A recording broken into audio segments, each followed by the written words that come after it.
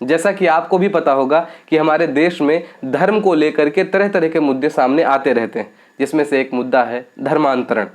धर्मांतरण का मतलब है कि किसी एक विशेष धर्म संप्रदाय को छोड़कर दूसरे विशेष धर्म संप्रदाय को अपनाना। अब ये धर्मांतरण जो है ये कई तरीके से होता है। जैसे किसी का स्वाभाविक मन हुआ कि उसका किसी एक विशेष धर्म संप्रदाय से विश्वास उठ गया, उसने दूसरे धर्म संप्रदाय के विश्वासों को अपना लिया। इसमें ऐसे भी लोग शामिल होते हैं जिनको लालच दे करके, पैसे की लालच दे करके या किसी भी और तरीके की लालच दे करके उनका धर्मांतरण करवा दिया जाता है। इसमें सबसे खतरनाक स्थिति है जबरन धर्मांतरण करवाना। जैसे किसी लड़का या लड़की के साथ शादी करके उसका जबरन धर्मांतरण करवा दिया जाए, ये बहुत ही खतरनाक स्थिति है। तो आज के इस वीडियो में हम बात करेंगे कि धर्मांतरण को लेकर के क्या कानून है, कितने कानून चलते हैं, कितने कानून नहीं हैं, राज्यवार क्या कानून है और उसके बावजूद देश की क्या स्थिति है। तो वीडियो के अंत तक बने रहें। अगर चैनल पर नए हैं तो सब्सक्राइब जरूर कर लीजिए ताकि इसी तरह की वीडियोज आपको मिलती रहे। नमस्कार, द फोकल लेंथ में आपका स्वागत है। हाल ही में सुप्रीम कोर्ट ने केंद्र से जबरन धर्मांतरण के मुद्दे से निपटने के लिए गंभीरतापूर्वक कदम उठाने को कहा है। सुप्रीम कोर्ट को मिली याचिका में एक स्पष्टीकरण की मांग की गई थी कि धमकी देकर, धोखे से, उपहार देकर और पैसे की लालच के माध्यम से धर्मांतरण कराना संविधान के अनुच्छेद 14, 21 और 25 का उल्लंघन माना जाना चाहिए। दलील में यह भी कहा गया कि साल 1977 में रेव स्टेनिसलॉस बनाम मध्य प्रदेश राज्य मामले में सर्वोच्च न्यायालय ने कहा था कि यह ध्यान रखना होगा कि अनुच्छेद 25 का 1 प्रत्येक नागरिक को अंतरात्मा की स्वतंत्रता की गारंटी देता है, न कि केवल विशेष धर्म के अनुयायियों को। और बदले में ये माना जाता है कि किसी भी अन्य व्यक्ति को अपने धर्म में परिवर्तन करने का कोई मौलिक अधिकार नहीं है। सुप्रीम कोर्ट ने इस याचिका पर सुनवाई करते हुए केंद्र और राज्यों को इस तरह के धर्मांतरण की जांच के लिए कड़े कदम उठाने के निर्देश देने को कहा और ये भी कहा कि जबरन धर्मांतरण बेहद खतरनाक है। इससे देश की सुरक्षा, धर्म एवं अंतरात्मा की स्वतंत्रता पर असर पड़ सकता है। ऐसा इसलिए क्योंकि यदि कोई व्यक्ति जानबूझकर किसी अन्य व्यक्ति का धर्मांतरण कराता है तो ये देश के नागरिकों को दी गई अंतरात्मा की स्वतंत्रता के अधिकार को कमजोर करेगा।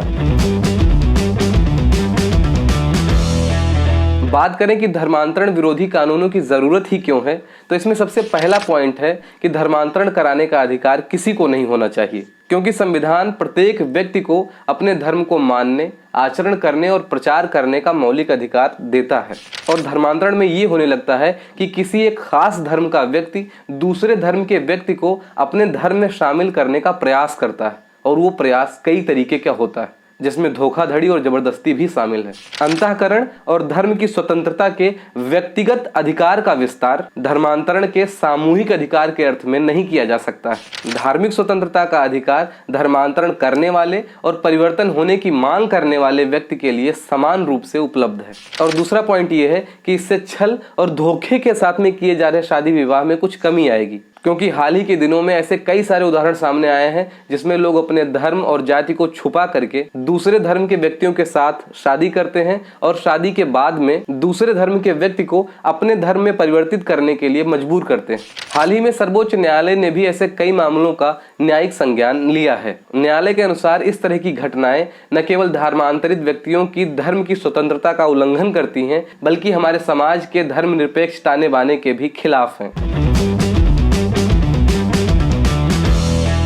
बात करें कि भारत में धर्मांतरण विरोधी कानूनों की स्थिति क्या है, तो इसमें अगर हम संवैधानिक प्रावधान के हिसाब से बात करें तो अनुच्छेद 25 के तहत भारतीय संविधान धर्म को मानने, प्रचार करने और अभ्यास करने की स्वतंत्रता की गारंटी देता है तथा सभी धर्म के लोगों को अपने धर्म के मामलों का प्रबंधन करने की अनुमति भी देता है। हालांकि ये सार्वजनिक व्यवस्था, नैतिकता और स्वास्थ्य के अधीन है।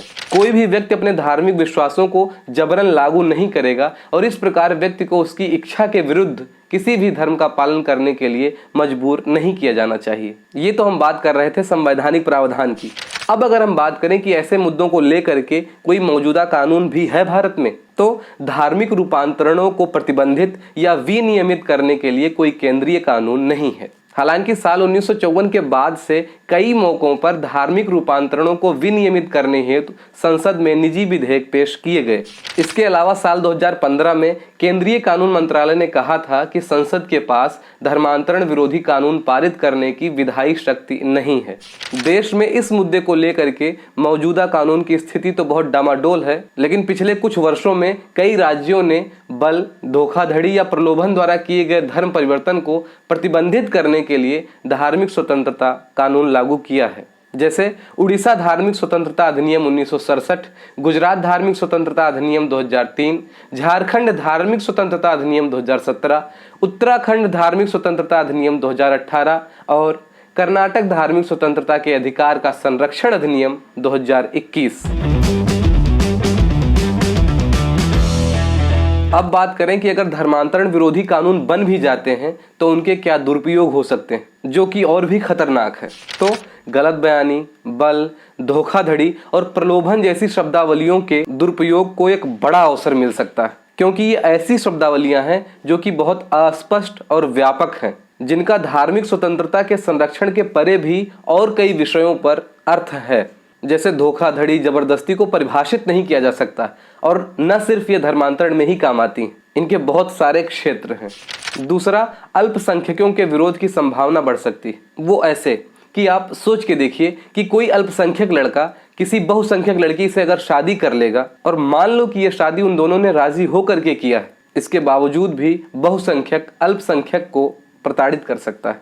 और तीसरी बात है धर्मनिरपेक्षता को लेकर के, क्योंकि ये कानून भारत के धर्मनिरपेक्ष ताने बाने और हमारे समाज के आंतरिक मूल्यों व कानूनी व्यवस्था की अंतरराष्ट्रीय धारणा के लिए खतरा पैदा कर सकते हैं।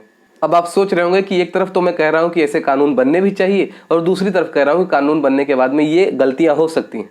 तो मैं ये नहीं कह रहा हूं कि ऐसे कानून खराब ही होंगे, मैं उनकी संभावना तलाशते हुए कह रहा हूं कि गलतियां हो सकती हैं। तो ऐसे कानूनों को लागू करने के लिए सरकार को यह सुनिश्चित करना आवश्यक है कि वे किसी व्यक्ति के मौलिक अधिकारों को सीमित ना करते हों और ना ही इनसे राष्ट्रीय एकता को क्षति पहुंचती हो। ऐसे कानूनों के मामलों में स्वतंत्रता एवं दुर्भावनापूर्ण धर्मांतरण के मध्य संतुलन बनाना बहुत ही आवश्यक है।